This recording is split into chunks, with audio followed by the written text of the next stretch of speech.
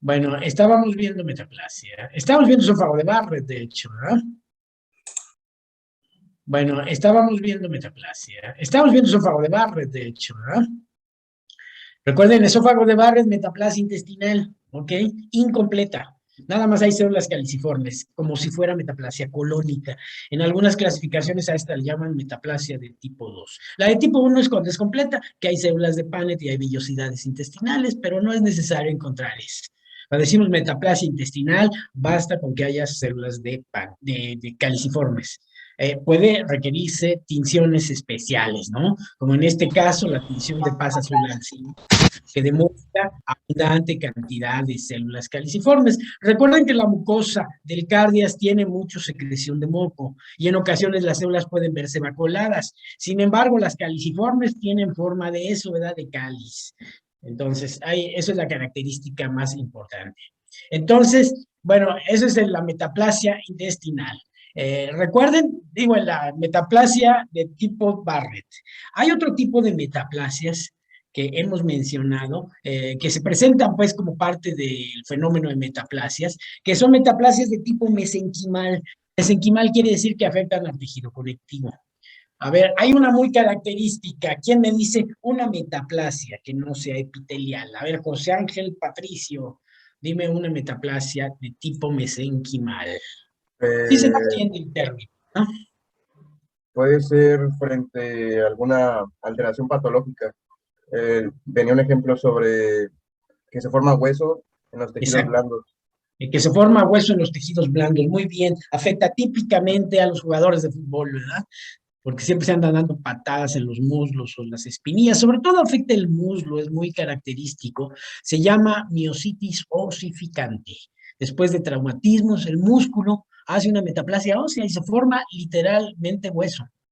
Sí, y de hecho en la radiografía se ve como si trajera un hueso ahí. En realidad se va calcificando después de un daño, vamos a ver calcificación patológica, cómo se presenta después del daño, pero luego ahí se hacen trabéculas óseas. Inclusive se forma tejido hematopoyético. Esa es una metaplasia ósea completa y es muy característica de la enfermedad que se llama miositis osificante. Hay metaplasia condroide también. En ocasiones, en algunos tejidos que proliferan anormalmente se ve cartílago ahí. Eso se llama metaplasia condroide. Y luego más aún, todavía más raro, se ha visto metaplasia condroide en el endometrio. No hay que confundir con restos ovulares en un embarazo, pero a veces las endometritis o no se sabe bien en algunos estados proliferativos del endometrio se presenta metaplasia condroide cartilaginosa.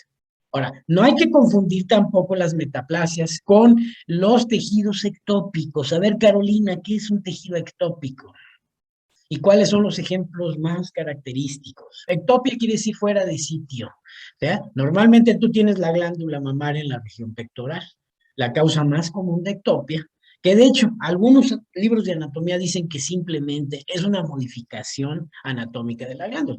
Pero la mayor parte de los libros le ponen como ectopia de tejido mamario en la axila. Se ve una bola en la axila, lo quitan como si fuera un tumor y en realidad es tejido mamario rodeado de tejido adiposo, como que la cola de la glándula mamaria se va muy arriba, pero cuando se desplaza fuera de la cavidad torácica, está justificado llamarle glándula mamaria ectópica. Ese es muy común. Otra que es muy común también es que se presente la glándula tiroides. Recuerden que la glándula tiroides se origina de la base de la boca, por detrás de la lengua. Ahí se origina la glándula tiroides, se hace una hendidura, se forma un conducto que se llama conducto tirogloso y llega a la base del cuello, ahí es la posición anatómica de la glándula. Pero podemos encontrar glándula tiroides en la base de la lengua. Eso se llama tiroides ectópica. Eso es relativamente común, ¿sí? También es relativamente común que haya glándula salival en los ganglios que rodean la parótida. Ahí encontramos implantes de glándula salival. También, como les decía, puede haber tejido pancreático ectópico. Ahora, cuando ese tejido pancreático ectópico se encuentra, por ejemplo, en el esófago, en el estómago, y forma un tumorcito, ese tejido ectópico se le llama coristoma, si forma un tumor, ¿ok? Entonces podemos decir coristoma tiroideo en base de lengua si forma un tumor. Pero son nada más terminología que deben ustedes acordarse. Pero bueno, en general, de adaptación celular, como ustedes vieron, es si la célula la sometemos a un estrés, esta responde con su capacidad de adaptarse a esa sobrecarga de trabajo, a esa sobrecarga hormonal o a esa falta de hormonas y entonces modifica su estructura, modifica su anatomía microscópica, es decir, su histología, y el tejido sigue viviendo, no se daña. ¿De acuerdo? Aunque a la larga puede perturbar la función de los órganos o puede acarrear otras patologías como el cáncer. Espero que hayan entendido esta parte del capítulo. El libro describe mucho menos de lo que dijimos aquí. En el libro viene una página y media, creo.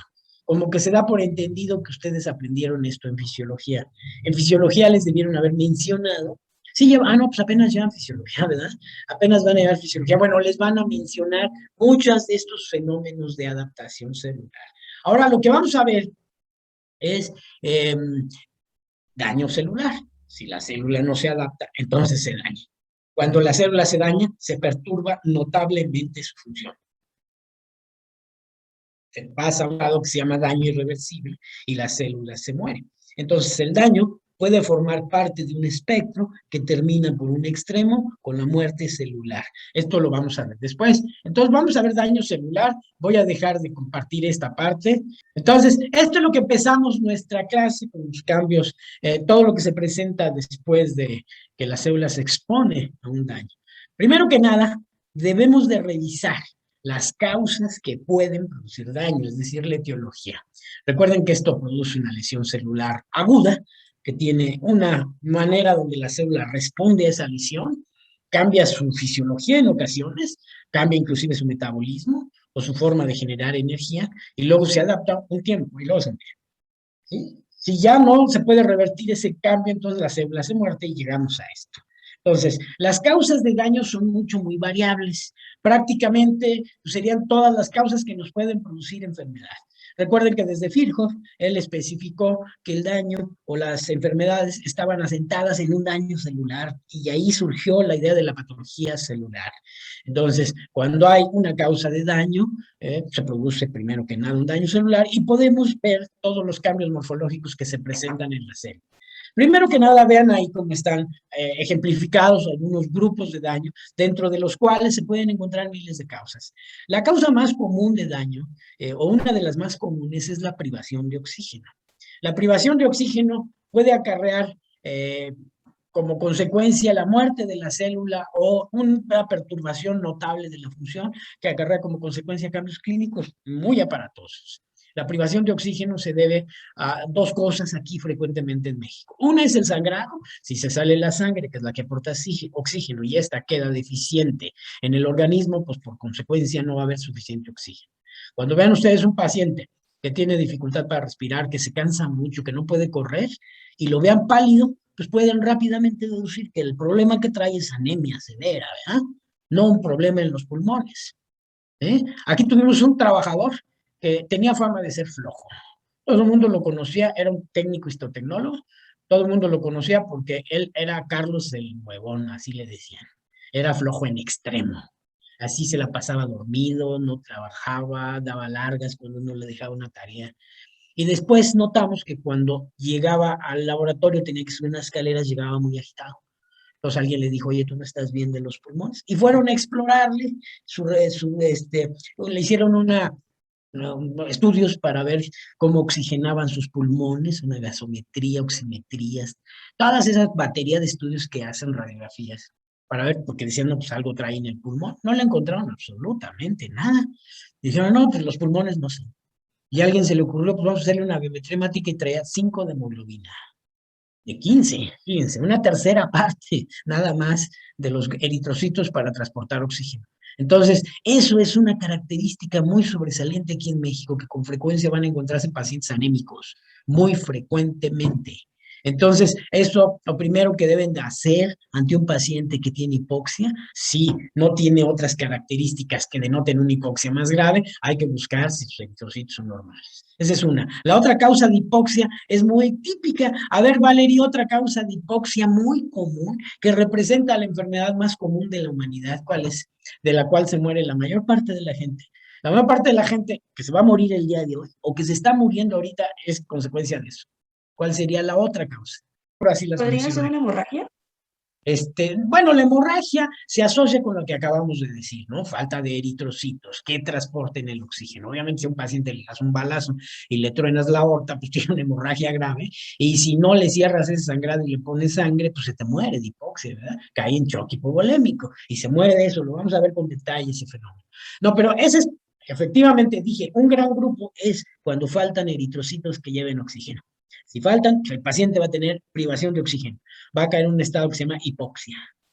¿Sí? Pero hay otro que no solo te produce hipoxia, sino te puede producir completamente isquemia. Isquemia es falta de aporte sanguíneo. Este es otro gran grupo de enfermedades que entran de lo que dice Valerie en el grupo de enfermedades cardiovasculares. Pero ¿cuál es la enfermedad característica? Recuerden que cuando vayan a leer un capítulo del libro, no lean las dos primeras hojas, porque dicen, no, no vamos a pasar de ahí, no, léanlo todo para que se den una idea clara, porque ahí el libro a veces lo menciona entre líneas. A ver, Andrea, ¿cuál sería otra? Digo, ni modo que no sepan. Eso es bien conocido. Seguramente tienen familiares que han padecido de eso. La anemia, ¿no? No, eso ya lo dije. Es ¿La otra. hipertensión arterial? Bueno, la hipertensión arterial puede ocasionarla, ¿no? Se llama ateroesclerosis. ¿Sí han oído hablar de la aterosclerosis? Claro que sí. La aterosclerosis es cuando se cierra la luz de los vasos, se van formando placas de ateroma y disminuye el aporte de oxígeno a los tejidos porque es una enfermedad de las arterias de gran calibre y de mediano calibre. Por lo tanto, tarde o temprano se tapan y se cierran y producen isquemia en ese tejido. Muerte inclusive, una cosa que se llama infarto isquémico. ¿Cuáles son las enfermedades características de la aterosclerosis que se presentan como un síndrome? Infarto del miocardio, infarto cerebral, infarto intestinal. Esas tres causas ahorita en este momento. Fíjense bien, se están muriendo muchos pacientes aquí en Morelia de eso. Así como lo oyen, ¿eh?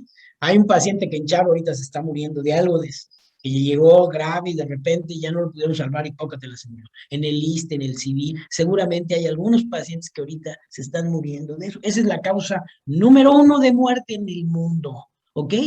La número uno de muerte en el mundo, en todos lados se presenta la aterosclerosis, es universal. En los países vamos a tratar de ver algo de aterosclerosis después, porque es una enfermedad que deben de conocer y esa produce isquemia. De hecho, el libro pone el ejemplo del daño que se va presentando en la isquemia, un vaso tapado con un trombo, porque es lo que va a producir esa privación de oxígeno, va a producir un daño que primero va a ser reversible. Si logramos actuar rápidamente, quitamos el trombo, lo diluimos y le abrimos el vaso nuevamente, el paciente pues no se muere, recupera su función, pero si no, la célula queda en anoxia total y se muere tarde o temprano. Recuerden que cuando van a analizar daño en un tejido por privación de oxígeno, hay que pensar qué tejido es primero que nada, porque no es lo mismo que sea el corazón o el cerebro, a que sea el músculo de los músculos estriados esqueléticos, esos resisten mucho. Los epitelios resisten muy poco, pero, por ejemplo, el riñón, el hígado tienen manera de adaptarse. Entonces hay que pensar muy bien qué órgano es el que se está dañando. Esto es lo muy frecuente, lo vamos a ver en detalle porque es muy característico. Otra causa de daño que también es común son los agentes físicos. Recuerden que los agentes físicos pueden dañar a la célula por múltiples mecanismos, de tal manera que hay que separar muy bien el daño físico. El daño físico puede ser, primero que nada, traumático.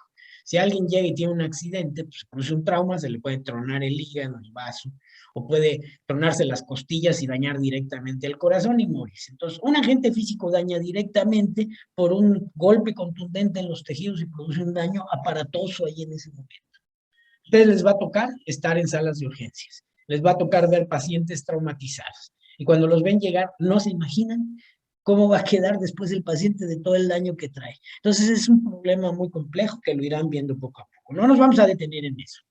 Pero hay tres tipos de daño que dañan a la célula de otra manera que no es agente, que no es un traumatismo. A ver, Nick, Bucio, Nick, ¿cuáles son las tres causas de agentes físicos fuera de traumatismos que el libro menciona así como que sí es importante revisarlos antes de, digo, cuando uno va a analizar el daño celular? Pues alguna quemadura. Exactamente, espérate, muy bien, quemaduras. Las quemaduras se dividen en dos, por frío o por calor, ¿ok? Y es bien fácil. A ver, pon la mano en la lumbre y vas a ver cómo te queda la mano. Ah, eso es una quemadura por calor. es muy común, produce un daño bien grave en los tejidos. Hay que tener cuidado porque las quemaduras van desde quemaduras de primer grado, quemaduras de segundo grado y quemaduras de tercer grado. Entonces, eso lo van a ver inclusive cuando vean la traumatología, eso lo van a ver en una materia que se llama traumatología, porque pues, es un daño directo a los tejidos también. Pero las quemaduras muy bien, pueden ser por calor, pero también pueden ser por frío, ¿eh?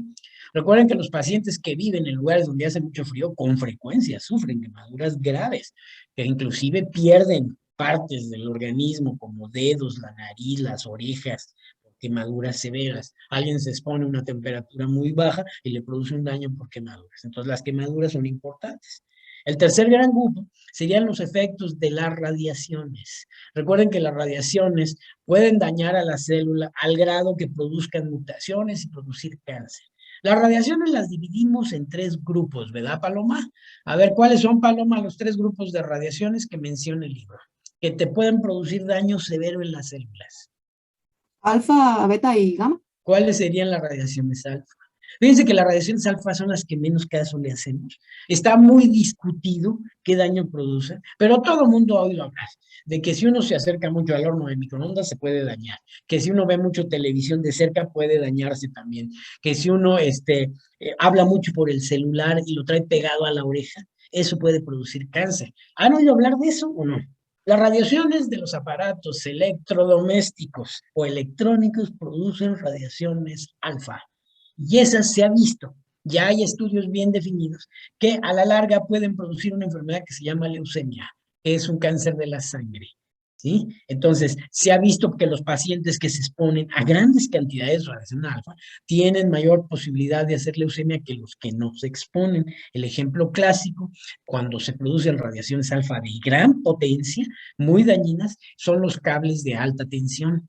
En los países desarrollados, por las ciudades donde tienen cables de alta tensión, que son los cables muy gruesotes que cuelgan de unos postes gigantescos y están muy altos, porque emiten tanta energía que si uno se acerca, pues lo quema, lo fulmina en un ratito. Entonces, los cables de alta tensión deben estar muy alejados de las personas porque emiten radiaciones alfa.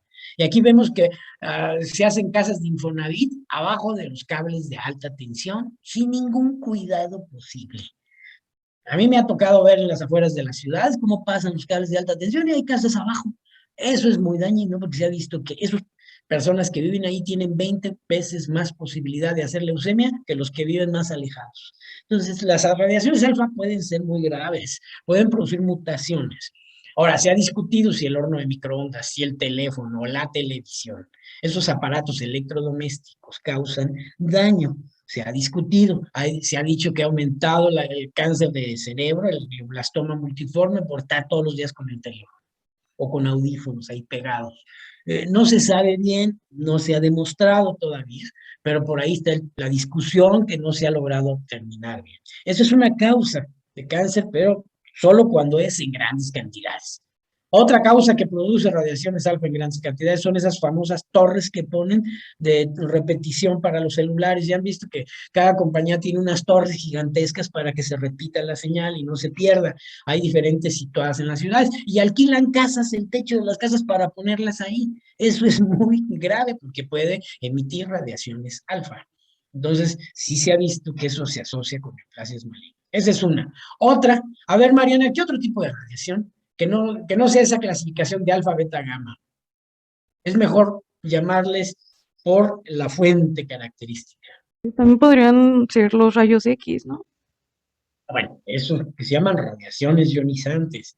Esa es la más grave de todas. Las radiaciones ionizantes, esas que producen los elementos radiactivos, que hay isótopos radiactivos de varios elementos, ¿sí? Que se usan, por ejemplo, para las radiografías, las mastografías, las tomografías computarizadas. Esas usan grandes cantidades de radiación ionizante.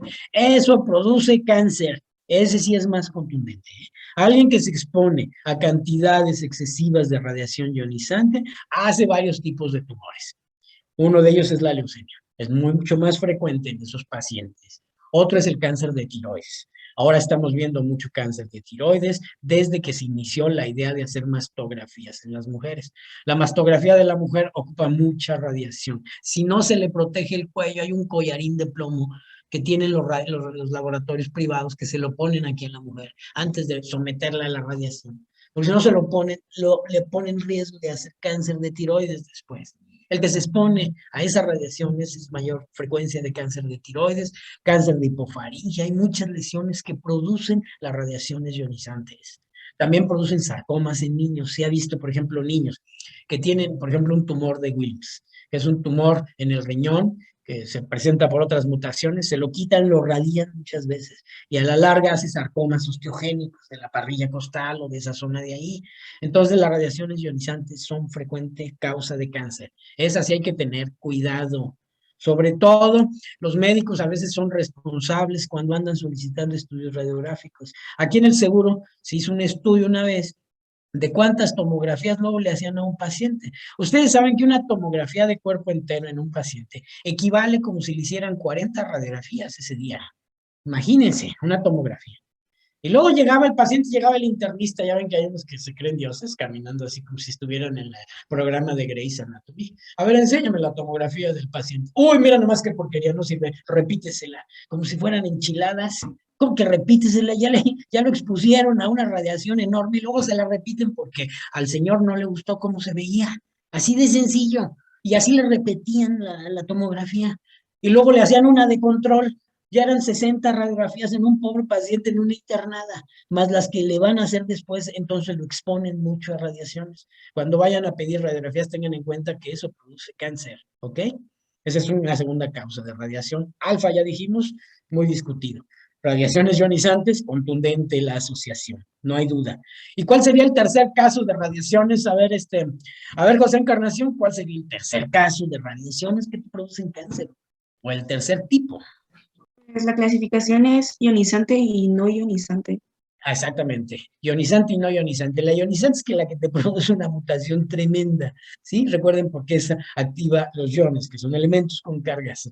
Entonces esas dañan directamente al genoma. La no ionizante, ya dijimos que las radiaciones alfa. ¿Cuál otra faltaría de la no ionizante, Wendy, que produce cáncer y que tú estás extremadamente en riesgo? Fíjate lo que te estoy diciendo, voltea a verme, no seas miedosa. Tienes un riesgo elevadísimo.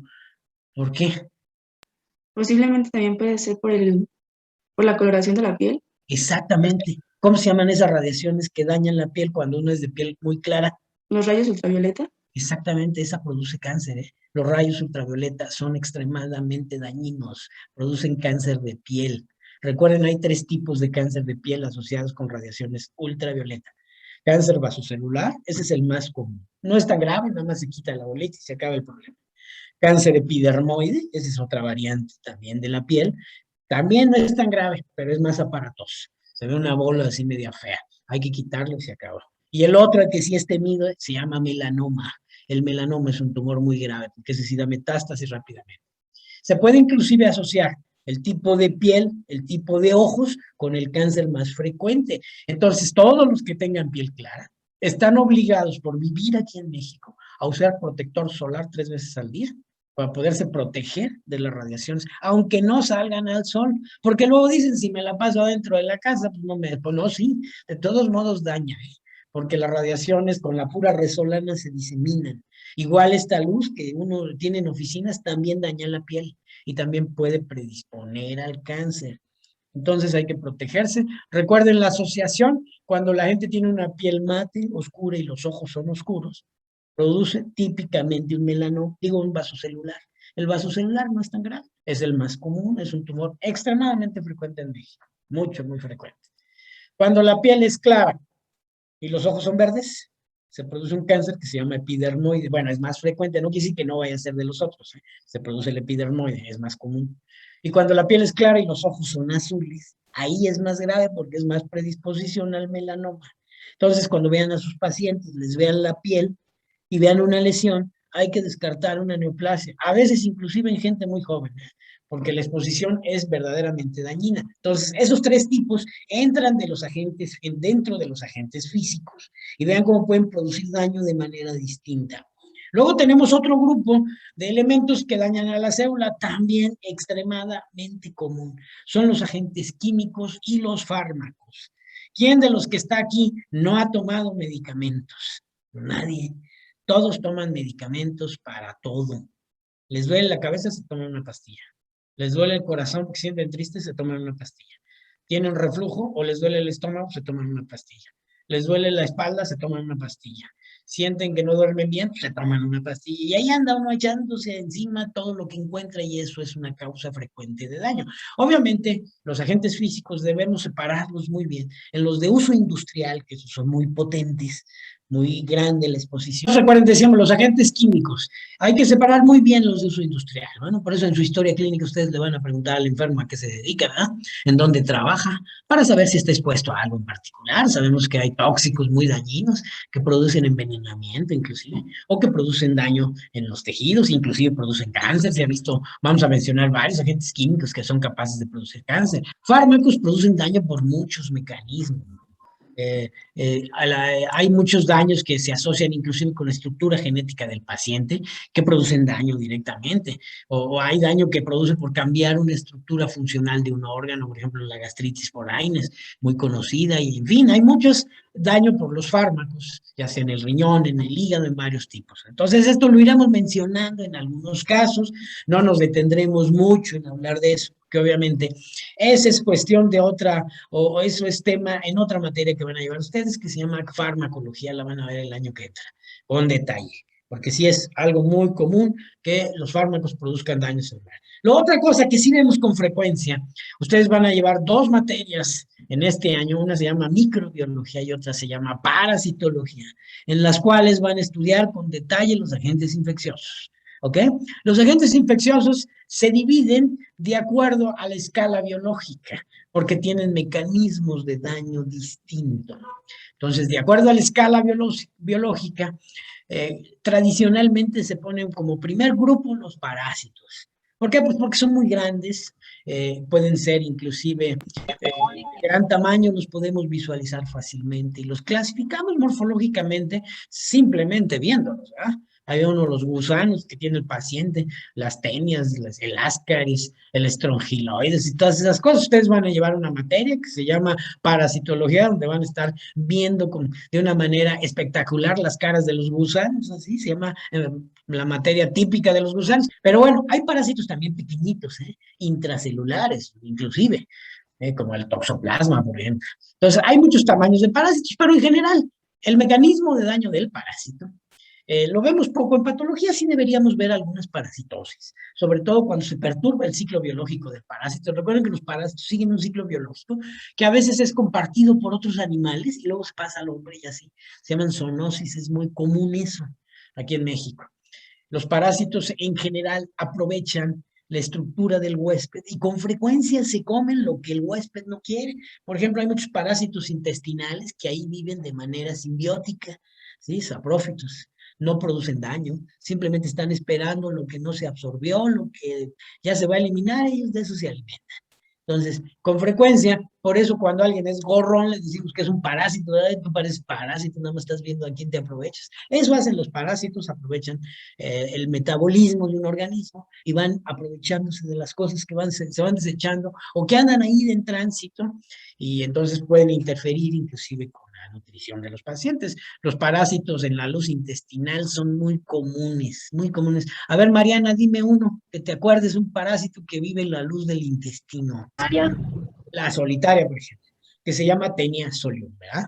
Y vulgarmente se conoce como la solitaria. De hecho, los típicos chilangos así dicen allá en el DF, voy a darle de comer a mi solitaria, así dicen típicamente cuando se van a comer algo, porque ya me está exigiendo que le dé de comer, como que la adoptan pues como si fuera parte de un, algunos hasta nombre le ponen, puede medir hasta 7 metros, imagínate, es un parásito gigantesco, enorme, entonces ese vive ahí en la luz del intestino. Hay otro, por ejemplo, el ayar de alambre, la van a ver, o las amibas también pueden estar ahí presentes. ¿Esos son parásitos? O sea, cuentan Sí, como parásitos. son parásitos, pero viven de manera distinta. No es lo mismo tener quistes a tener trofozoitos, ¿eh? Entonces, todo eso lo van a ver en una clase que se llama Parasitología con Jaime Carranza. Ahí les voy a explicar muy bien en detalle todos los gusanos y animalejos que uno se expone, que uno vive y se enfrenta todos los días. Y México es un país que desgraciadamente, por nuestra falta de higiene, es frecuente que tengamos infecciones parasitarias. Hay un montón, en algunos casos mencionaremos algunas muy curiosas. Eso es los de hasta arriba, ¿verdad? Luego, si nos vamos un poquito más hacia abajo, siguen los hongos. Los hongos son como parásitos también. ¿Cuál es el hongo más común aquí en México? Yo me imagino lo que salen en los pies, que onicomicosis o algo así se llama. Onicomicosis, bueno, ese es común, sí. La onicomicosis, el pie de atleta famoso, son hongos. Hongos que están en la superficie de la piel. Cuando afecta a las uñas se llama onicomicosis, es muy común. Y eso hace que se secrete mucha queratina y tiene un olor muy particular. Por eso cuando a alguien le huelen las patas así literalmente feo, ese trae onicomicosis, ¿eh? De hecho, cuando ustedes están explorando a su paciente, se acercan y lo huelen, recétenle rápidamente un antimicótico para que se le quiten esos hongos. Es bien común, mucho, muy común. Otro mucho, muy común que afecta a la mujer o afecta a las personas que tienen baja higiene bucal es la cándida, ¿sí? La cándida, que produce una enfermedad llamada candidiasis, que algunos le dicen candidiosis. La candidiasis es una infección frecuente en la vagina, en la cavidad oral. Es muy común encontrar ese hongo ahí. Lo malo es cuando se hace muy invasor, eso indica una inmunosupresión. Esos hongos proliferan fácilmente si cambiamos una estructura o una condición biológica en esas cavidades, que se cambie el pH tantito y el hongo prolifera. Hay muchísimos tipos de hongos, hay algunos mucho muy agresivos. ¿Sí? Uno, por ejemplo, el criptococo sería un hongo, pero ese ya es muy agresivo. ¿Sí? Esos hongos ya producen unas patologías muy severas. Ya las irán viendo ustedes también en una clase que se llama microbiología, donde van a ver todos los agentes infecciosos que no son parásitos. Entonces, quizá vayan a empezar con los hongos, por ser los de mayor tamaño. Se diagnostican muy fácilmente, inclusive en el cultivo. Los infectólogos o los microbiólogos, cuando ven el cultivo y ven cómo crece el honguito, dicen, ah, mira, esta es una cándida, no, mira, este es un aspergillus, o este es un mucor. Así lo diagnostican nada más de verlo, macroscópicamente. Claro, histológicamente se diagnostican muy fácilmente. Aquí les voy a ir enseñando algunos hongos que van saliendo por ahí. Por ejemplo, la cándida es muy común que la veamos en las histologías cervicovaginales. ¿Ok? Vulgarmente, los pacientes cuando afecta la boca le llaman algodoncillo y le ponen violeta de genciana. Entonces, cuando vean un niño con la boca morada, quiere decir que su mamá le diagnosticó candidiasis oral o algodoncillo, y entonces lo tratan así de manera popular, pues. Es muy común también las infecciones micóticas, pero recuerden, esas pueden fungir como parásitos, pero pueden ser tóxicas, también pueden producir exotoxinas, como el Aspergillus flavus, que inclusive puede producir un daño hepático muy severo, porque pueden actuar como si fueran bacterias. El tercero en la escala serían las bacterias. Esas tienen un mecanismo muy diferente de dañar. A ver, Carolina, ¿cómo dañan las bacterias? Esas producen toxinas, ¿eh? Las bacterias producen unas enzimas o proteínas muy tóxicas para el organismo. Hay bacterias extremadamente dañinas. Hay unas que viven tranquilamente, inclusive su producto del metabolismo, esas enzimas ayudan a nuestro metabolismo. Nosotros en la boca y en el intestino tenemos muchas bacterias que son esenciales para nuestro buen metabolismo. Si las acabáramos, tendríamos problemas para metabolizar los alimentos. Es una simbiosis a la que nos adaptamos para vivir con esas bacterias que producen esas enzimas. Hay otras, como el estreptococo, el estafilococo, el gonococo, el neumococo o los clostridium, producen unas toxinas que son extremadamente dañinas y producen daño severo en los tejidos, con necrosis y con cosas muy aparatosas. Por eso, cuando hay una infección bacteriana, típicamente nos duele el sitio donde está la bacteria. Nos produce una reacción inflamatoria muy aparatosa, se ve roja y hasta sale pus, y además tenemos fiebre. Ese es típico de las bacterias. Entonces, cuando haya esas características, ustedes digan, ahí se trae una infección bacteriana muy aparatosa y hay que darle pues, antibióticos, ¿verdad? Para los parásitos se dan antiparasitarios, para los hongos se dan antimicóticos. Los antimicóticos pueden ser muy complejos, pero bueno, eso ya lo verán después. Y para las bacterias se dan antibióticos. Recuerden que desde Fleming, que descubrió la penicilina, pues las bacterias se han controlado de alguna manera, pero siempre hay nuevas bacterias que producen daños muy severos, sobre todo esas que se adquieren en los hospitales, ¿sí? Como el Acinetobacter, que los internos aquí le llaman asesinobacter, porque se mata a un paciente en ratito, ¿eh? Pero rapidito, porque son bien agresivas. Entonces hay que tener mucho cuidado con las bacterias. Producen un daño muy característico directo. Entonces ya llevamos, fíjense, parásitos, hongos y bacterias. ¿Cuál sería el cuarto? A ver, Andrea, antes de que te nos Los vayas. virus. ¿Cuál? Los virus, ¿verdad? Fíjense cómo bajo. Los virus ya no los vemos, ¿eh? Los virus son enemigos invisibles, desgraciadamente. Aquí está el ejemplo típico ahorita en boga, ¿verdad? Activo a todo lo que da. Aquí en este hospital, de lo que va del sábado ahorita, se han muerto montones de pacientes por esta famosa pandemia. Es un virus el que se está dañando, que desgraciadamente no se ve y que frecuentemente no sabemos que lo traemos y sí andamos infectando.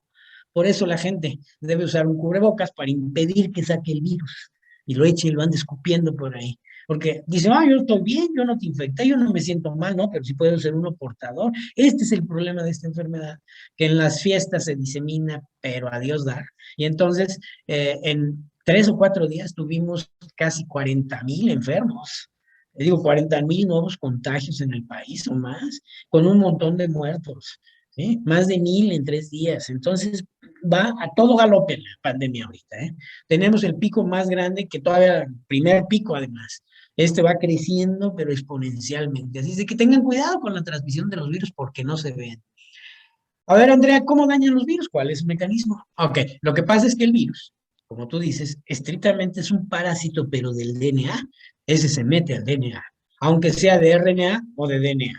Finalmente, todos llegan al DNA, para que de ahí se pueda replicar el virus, porque el virus es una secuencia de genética, de bases de un gen, muy parecidas al humano. Entonces, inclusive la teoría de cómo los virus se formaron, e inclusive se ha dicho que esos venían de otro planeta, ¿verdad? Que seguramente llegaron con un meteorito aquí y empezaron a parasitar al humano, porque encontraron el modo de incrustarse. Bueno, miren, ya son las 8 y tengo ahorita otra clase. Así es que mañana continuamos con esto y seguimos con daño celular. Acuérdense de leer todo el capítulo, para que tengan una idea. ¿Alguna pregunta antes de irnos?